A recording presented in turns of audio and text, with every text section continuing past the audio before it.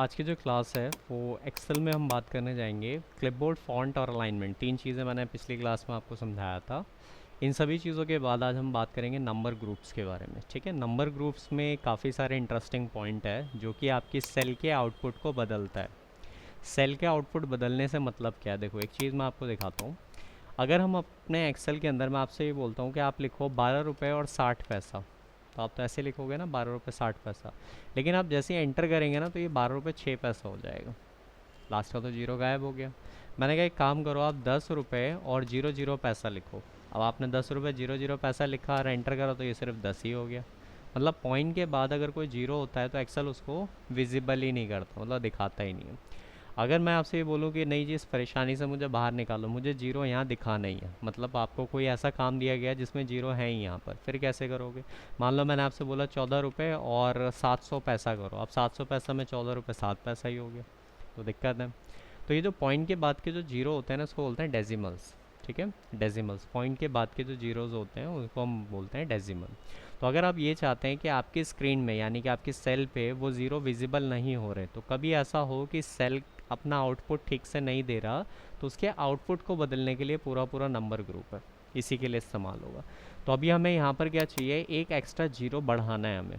तो देखो, zero matter में बढ़ाना हो या घटाना हो, उसके लिए होता है इंक्रीज़ और डिक्रीज़, दो फीचर हैं यहाँ पर। इंक्रीज़ डिक्रीज़ दो फीचर्स हैं।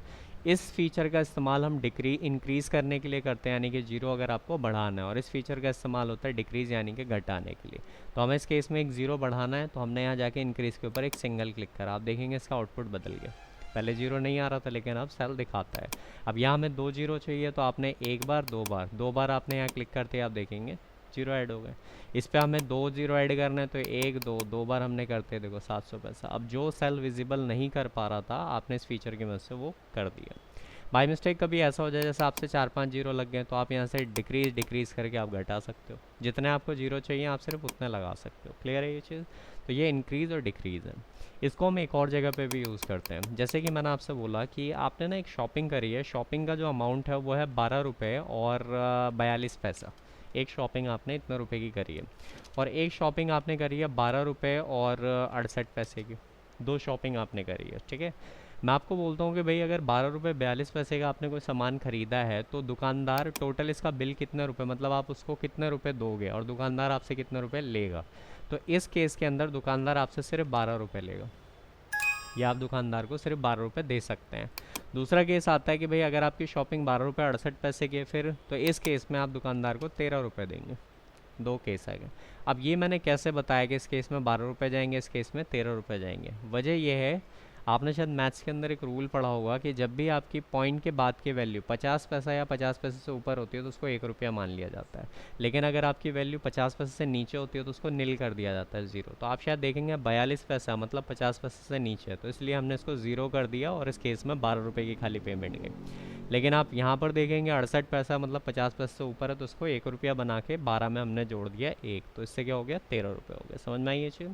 तो ये तो चलो आपने खुद से देख देख के करा है ना, कि ये मान लो कि आपके पास ना ढेर सारे कुछ नंबर्स होते हैं जिसमें ढेर सारे अमाउंट लिखे हुए हैं, ठीक है, अलग अलग अलग अलग, और उसमें अगर मैं आपसे बोलूँ कि जो बढ़ने लायक नंबर है उसे बढ़ा दो, जो घटने लायक को घटा दो।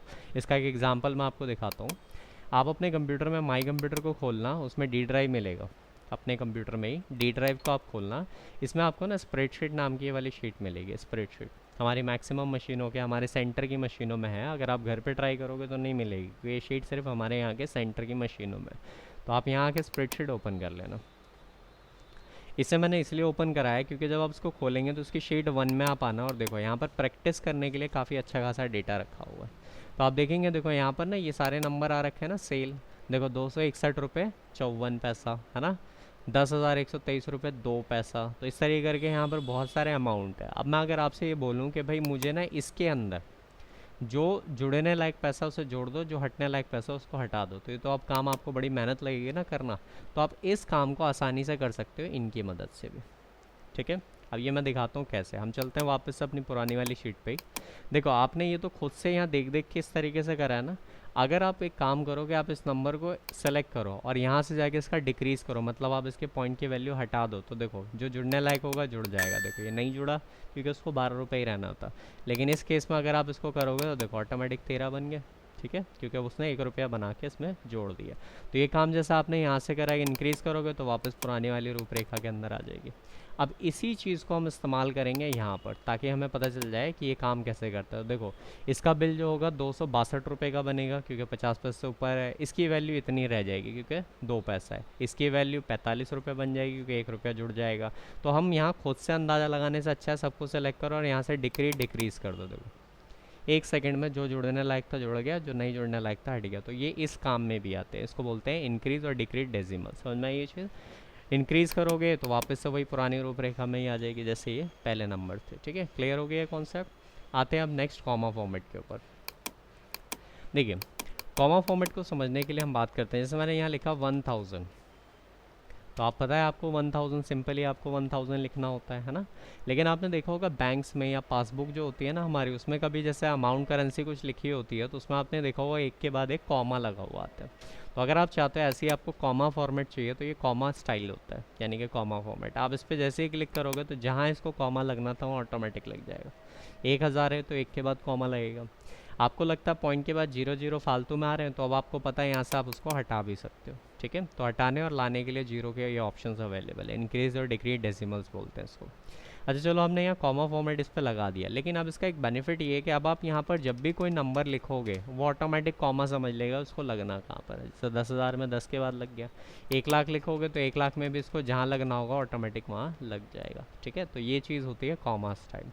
आप यहाँ से कोई भी स्टाइल ऐसे आप अप्लाई करते हो ना, अगर उसको वापस से हटाना, जैसे मैं चाहता हूँ अब ये कॉमा नहीं चाहिए मुझे, मेरा मैटर बिल्कुल नॉर्मल दिखाई दे, तो इसको नॉर्मल करने के लिए यहाँ क्लियर है। आप क्लियर में जाओ और यहाँ से क्लियर फॉर्मेट करो, क्योंकि आपको फॉर्मेटिंग हटानी है। आपको फॉर्मेट चाहिए नहीं तो क्लियर फॉर्मेट पे क्लिक कर दो। देखो चीज़ एकदम नॉर्मल हो गई। ठीक है, तो आपको जब भी ऐसा लगे आपने कोई स्टाइल या कुछ अप्लाई कर दिया है, तो अगर आप इसको हटाना चाहते हो तो आप यहाँ जाके क्लियर फॉर्मेट आप कर सकते हैं। तो जैसे ही आप फॉर्मेट करेंगे चीज़ एकदम पहले जैसी नॉर्मल हो जाती है। तो ये स्टाइल हटाता है जो भी आप यहाँ से सेटिंग्स डालते हो। ठीक है, आगे बढ़ते हैं नेक्स्ट ऑप्शन के ऊपर। नेक्स्ट है हमारा परसेंटेज फीचर है। अब परसेंटेज कैसे काम आता है इसके बारे में समझते हैं। देखिए परसेंटेज को समझने के लिए हम एक बात समझेंगे। जैसे मैंने आपसे बोला कि आप 12% लिखो, तो 12 और परसेंट आपको यहाँ खुद से लगाना होगा शिफ्ट के साथ। परसेंट का जो ये 5 के ऊपर होता है परसेंटेज, तो हमने शिफ्ट के साथ 5 दबाया यानी कि 12% लगा दिया। मैंने लिखा 15% लिखो, अब आप 15% आप इस तरीके से लगाओगे। मतलब आपको ना परसेंट का निशान हमेशा खुद से डालना पड़ेगा। आप ये मत समझना कि ये जो फीचर है ये मैटर में परसेंट लगाता है, परसेंट नहीं लगाता। क्योंकि देखो अगर आप यहाँ 12 लिख के सोचोगे ना कि इस पर क्लिक करके अगर मैं यहाँ क्लिक करूँ तो ये परसेंट में बदल दे, तो देखो यहाँ जैसे ही आपने क्लिक करा देखो 12 की जगह क्या करा इसने 1200% कर दिया, तो ये गलत हो गया। तो इसका मतलब ये है कि ये निशान मैटर में परसेंट का निशान लगाने के लिए नहीं होता, ये कुछ और करता है। ये अब ये क्या करता है वो समझते हैं। आपने यहाँ 12%, 15% इस तरीके लिखा ना, मान लो मैंने यहाँ 18% लिख दिया, आपने इस तरीके करके खुद से लिखा है ये सारे। कल को ऐसा हो कि आपने इन परसेंट को सिलेक्ट करा और आपने गलती से यहाँ क्लियर फॉर्मेट कर दिया। हमने सीखा था ना क्लियर फॉर्मेट क्या होता है, मैटर की सारी फॉर्मेटिंग हटा देता है। तो अगर आप गलती से भी परसेंटेज को क्लियर फॉर्मेट करते हो ना, देखो उनके हाल ऐसे हो जाते हैं। अब समझ ही नहीं आएगा कि ये परसेंट थे कितने, दिक्कत हो गई। अगर आपके साथ कभी ऐसा हो जाए कि किसी परसेंटेज वाली लाइन को आपने गलती से क्लियर फॉर्मेट कर दिया है और उसकी परसेंटेज ख़राब हो गई है, इसको दोबारा परसेंटेज में बदलने के लिए आप यूज़ करते हो इस फीचर का, परसेंट फीचर। ठीक है, तो आप यहाँ जैसे ही क्लिक करेंगे आप देखेंगे वापस से उसी रूपरेखा के अंदर आ गए। ठीक है, तो ये चीज़ आप ध्यान रखना कि इसका काम परसेंट लगाना नहीं होता है, इसका काम है कि अगर कोई परसेंट ख़राब हो गई हो तो इस ख़राब हुई परसेंटेज को ये ठीक करके दिखाता है। ठीक है, नेक्स्ट आते हैं हम लोग अगली चीज़ के ऊपर बात करते हैं। नेक्स्ट हमारे यहाँ पर ये करेंसी मार्क है। ठीक है, अब करेंसी मार्क क्या होता है, जैसे मैंने कहा ये 1 लाख है। अब ये 1 लाख क्या है, कहीं का एसटीडी कोड है, किस तरीके का नंबर है, बैंक अकाउंट है, कोई पिन है, क्या है, हमें ऐसा तो पता नहीं चलेगा। अगर मुझे इसको डायरेक्टली कहना है कि भाई ये करेंसी है, तो करेंसी के लिए आप यहाँ क्लिक कर सकते हो। तो इसमें देखो ये करेंसी का साइन आ गया, डॉलर लग गया। अब हम लोग भारत में बैठे हुए, भारत में तो डॉलर चलता नहीं है, फिर क्या करेंगे, तो उस केस में आपको इसको बदलना है। इसको बदल के आप क्या करेंगे, इंडियन करेंसी में आप इसको चेंज कर देंगे। ठीक है, तो इंडियन करेंसी में उसको आप कैसे चेंज करेंगे, तो उस केस के लिए आपने जाना है यहाँ पर इसके साइड में इस वाले फीचर पे। आप यहाँ पर जाएंगे, क्लिक करेंगे और इसमें देखेंगे आप यहाँ पर देखो डॉलर्स है, यूरो है, देखो चाइनीज़ डॉलर्स हैं, इसी तरीके करके यहाँ सारी करेंसीज आ रही हैं। ठीक है, जितने भी देश में नोटों के ऊपर जो निशान होते हैं वो आ रहे हैं। इसमें आप जाएंगे मोर अकाउंटिंग फॉर्मेट पे। मोर अकाउंटिंग फॉर्मेट पे आप जैसे ही क्लिक करोगे आपके सामने एक पैनल ओपन होगा, देखो ये खुल गया। इस पैनल के अंदर आपको क्या करना है, सिंबल्स के अंदर आना है और आप देखेंगे ऑलमोस्ट सभी कंट्रीज़ में जितने नोटों के ऊपर जो निशान यूज़ होते हैं वो सब यहाँ पर आपको देखने को मिल जाएंगे। तो आप इसी में स्क्रॉल करो और स्क्रॉल करके यानी कि आप इसको नीचे लेकर आओ और आके आप ढूंढो कि हमारे इंडिया से जुड़ा हुआ यानी कि रुपीज़, रुपए का साइन कहाँ पर है। तो अगर आप इसको स्क्रॉल करेंगे तो देखना कहीं लास्ट में ही आपको रुपीज़ करके आपको कुछ देखने को मिल जाएगा, इंडियन रुपीज़। देखिए सारी अरब कंट्रीज़ जो होती है ना बाहर की, सऊदी, दुबई वगैरह, वहाँ की करेंसीज़ पे इस तरीके से आता है। तो देखो इसी को अगर देखो आगे हिंदी रुपए, तो हमने यहाँ रुपए को मार्क करा और जैसे ही आप ओके करेंगे देखिए इंडियन रुपीज़ आ गया वहाँ पर। क्लियर? तो ऐसे करके आप अपने इंडिया, भारत से जुड़े हुए आप रुपीज़ करेंसी लगा सकते हो। अगर आपको लगता है ये 0 0 नहीं चाहिए तो डिक्रीज़ कर दो। ठीक है, अब आगे अगर मैं आपसे बोलूँ, मैंने यहाँ 100 रुपये लिखा है, 120 रुपये लिखा है, 140 रुपये लिखा है, अब मुझे इसमें भी ये निशान चाहिए, तो फिर से वही मेहनत करनी पड़ेगी। सेलेक्ट करोगे, फिर यहाँ जाओगे, ढूंढोगे, इतनी मेहनत करोगे, तो ये सब मत करो। आपने पहले कभी वर्ड वगैरह में इसके बारे में सीखा होगा, फॉर्मेट पेंटर। ये क्या करता है, किसी मैटर का डिज़ाइन उठाता है और दूसरा मैटर में अप्लाई कर देता है, तो हम वही कर लेते हैं। आप यहाँ पर क्लिक करो और इस पर क्लिक कर दो, इससे क्या होगा, इसने इसका डिज़ाइन उठा लिया। अब आप इस पर जाओ इस टूल से और इसको ऐसा करके क्लिक छोड़ दो, देखो बदल दिया इसने। तो आपकी ढेर सारी मेहनत बच गई और ये डिज़ाइन उठकर इसके ऊपर ऑटोमेटिक आ गया। ठीक है, तो अभी फ़िलहाल सेशन में हम लोगों ने ये पूरा कवर करा है, ये सारे फीचर्स हमने समझे। कोई भी अगर चीज़ ना समझ में आए तो उस वीडियो को आप रिवाइंड करके देखना, सारी चीज़ें वापस से अच्छे से क्लियर हो जाएगी। फिर भी दिक्कत रहे तो आस्क मी, मुझसे आप पूछें। इसके जस्ट बाद हम लोग कुछ और फीचर इसके अंदर हम लोग डिस्कस करेंगे।